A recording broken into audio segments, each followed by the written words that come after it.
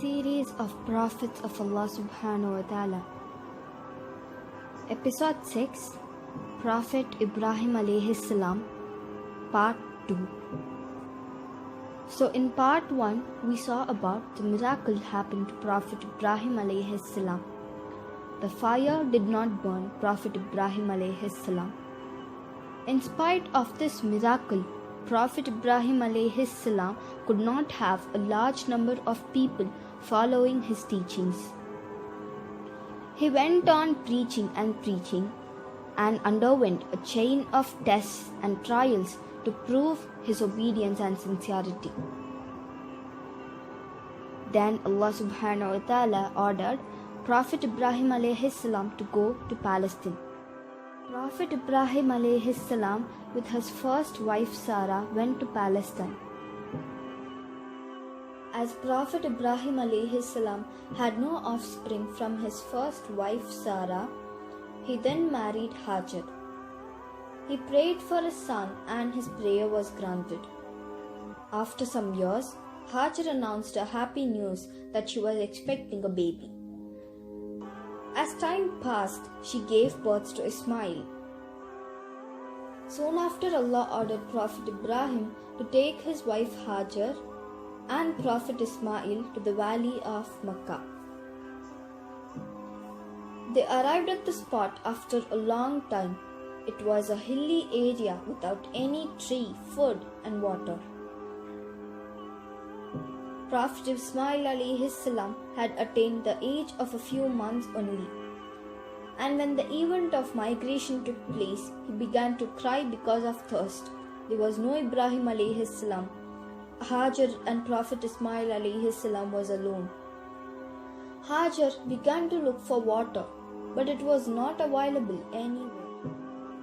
She ran desperately in quest of water between two hills called Safa and Marwa 7 times, but found no water. She came back to her thirsty infant and was surprised to see the spring of water emerge from beneath the foot of Prophet Ismail. She then said, "Zam Zam, stop. She heaved a sigh of relief. She quenched the thirst of her baby with water. Then many people far from and wide came to the spot where Prophet Ibrahim alayhi salam and his family had settled. Gradually, this locality named Makkah became the birthplace of Islam. Prophet Ibrahim went back to Palestine to join his first wife, the beloved Sarah. Ibrahim alayhi salam then experienced a dream in which he was ordered to sacrifice his beloved son Ismail. After experiencing the dream, he then understood that it was a message and a command from Allah subhanahu wa ta'ala. Without hesitation, he prepared his son for the sacrifice. Ibrahim alayhi salam loved his son dearly, yet this was no obstruction to honoring his duty that was instructed to him by Allah subhanahu wa ta'ala. Ibrahim alayhi salam took his son to the top of Mount Arafat, and in his hands a knife and a rope. Upon arrival, he mentioned the dream to his son Ismail alayhi salam and made him aware that Allah subhanahu wa ta'ala has decreed for him to be a sacrifice. And in obedience, his son Ismail accepted what was commanded of him. Ismail alayhi salam asked that his hands and legs be tied to avoid struggling during the sacrifice, and that his father should be blindfold himself to avoid witness the suffering of his son. Ismail was aware of his father's love towards him and knew that this would be difficult to witness.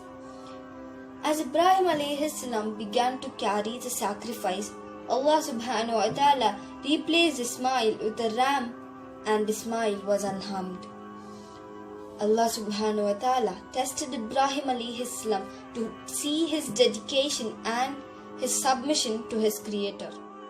When Prophet Ibrahim alayhi salam displayed his dedication and submission to the orders of Allah subhanahu wa ta'ala by trying to sacrifice his beloved son Ismail, he was informed of a glad tidings regarding the birth of a baby from Sarah, his first wife.